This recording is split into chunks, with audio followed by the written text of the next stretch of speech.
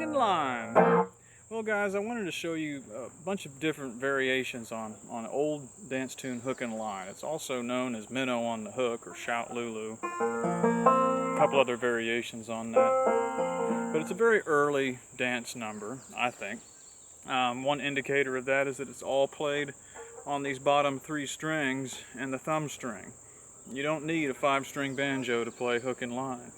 And if you know a little bit about banjo history, you know that generally the 5-string banjo, I would say, was not really popularized until the 1830s, 1840s. So prior to that, if you look at pictures and stuff, banjos mostly had just 2 or 3 long strings, almost always the short thumb string there. So that's one indicator that it's early. Another indicator that it's early is that it's found all over the southern mountains by a bunch of different titles. So I can show you the basic melody of hook and line is it's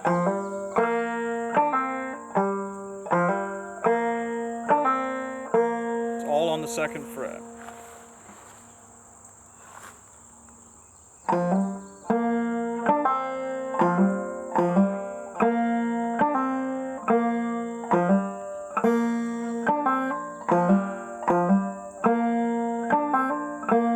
That's all it is.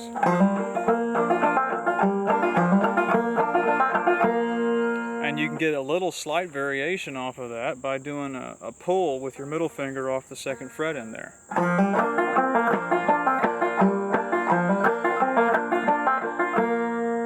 what I'm doing? The way I usually do it is easier to me. I usually just do 2 pull-offs on the 1st string.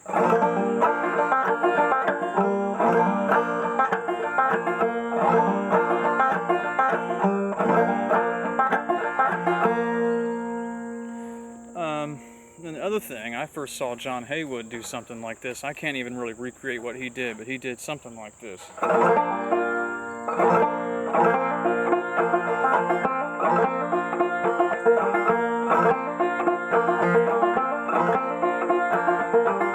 don't remember if John did just 1 pluck or 2 in a row, but he did a slow drag.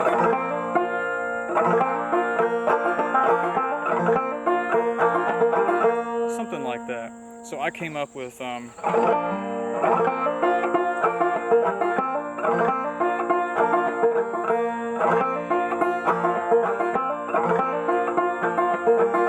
did something where he did a back brush with his thumb.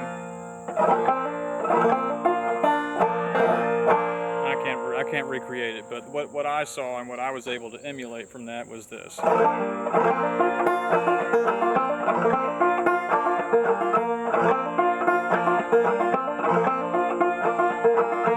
I also think it sounds neat if you don't do the drop thumb on that and you accomplish the same little ditty by pulling off with your ring finger off the 1st string.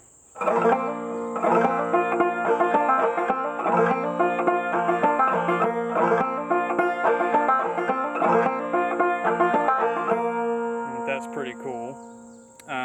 And then if you want to really vary it up even more, I recently posted that video of Maybel Cawthorn from over in Carnesville, Georgia. She dropped thumbs down to the 1st string. She does like a weird up pick stroke, kind of like what Haywood did, but she did it sort of with the balls of her fingers.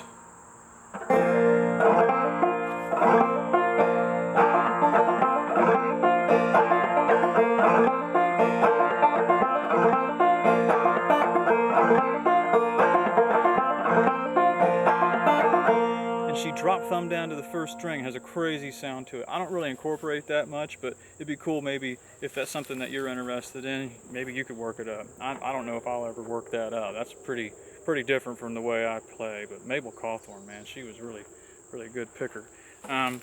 So that's kind of most of those first variations. One thing I saw George do when I was a kid on hook and line is come down to the 5th and the 7th fret on it. And he did something like this.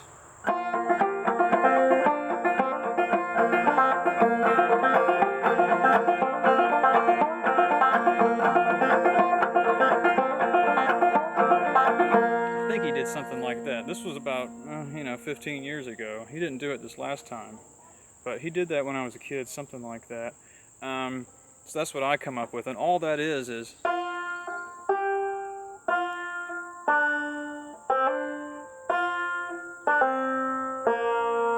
take hook, I'll take line, we'll go fishing in the summertime.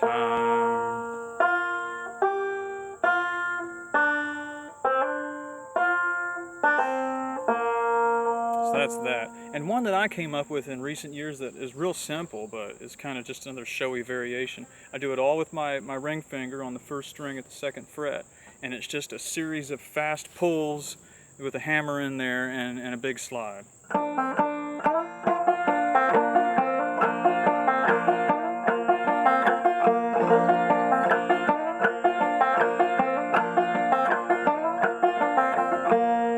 And I do it fast to make it a little more showy.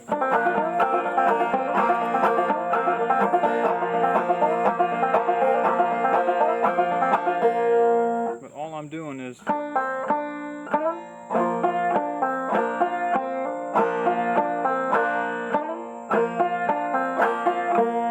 just a variation. That's one that I just made up. But I mean, so the sort of rule, if there is any rule, but to make it, an actual sort of an effective variation, I think, you just see if you can sing along the basic word to hook and line with it. You take hook and I'll take line, we'll go fishing in the summertime.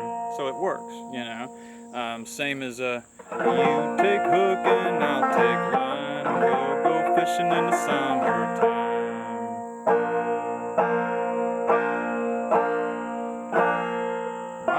Mistress promised me when she died she'd set me free. Another verse that Maybel Cawthorn sung to that, which is a sort of a common verse, but it's unusual to sing that verse to hook and line. My old mistress promised me when she died she'd set me free. Shout, Lulu, shout your best, your grandmammy's gone to rest.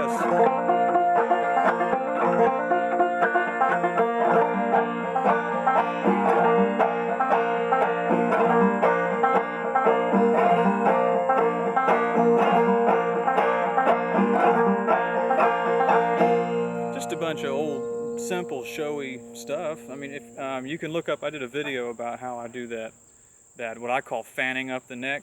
George calls it walking the fingerboard.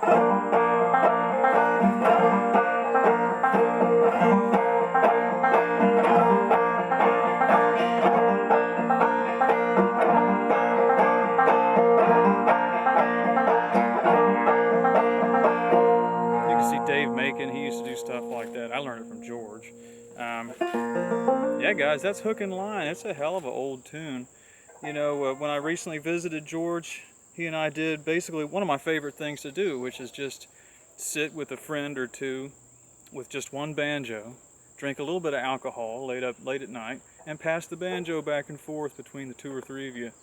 And one person will play a song, something, and then it makes me think of something. And then I'm like, give me that banjo. And I take the banjo from him and I play something. And then that made George think of something. He'd take it back. I love doing that if I get around just 1 or 2 of my friends. Just having one instrument and passing it around. But so George told me that hook and line was, in the olden days, it was basically the square dance piece in East Kentucky. Like if you went to a square dance, 9 times out of 10, it was one banjo player playing for a group of people, and he would play hook and line all night. And one way that they kept it interesting, and he kept his fingers from wearing out, was by doing variations. And you can sit there. You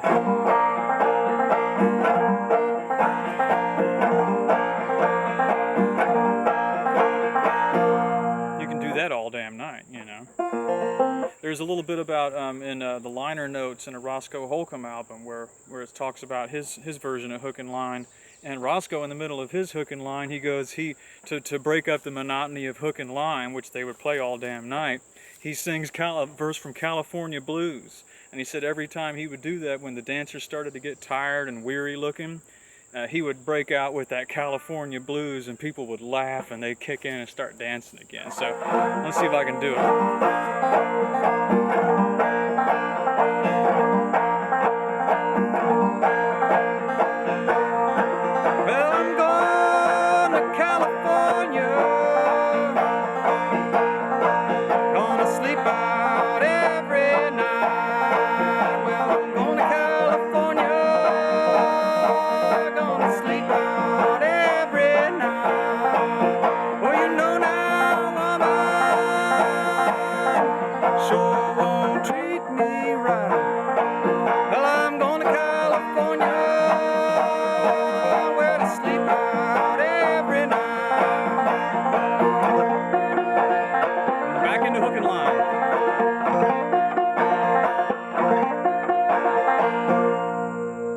get creative with it, you know. Hook and line's sort of an important piece, and if you're gonna play for dancers, I think you ought to know how to play hook and line, at least have 2 or 3 variations on it.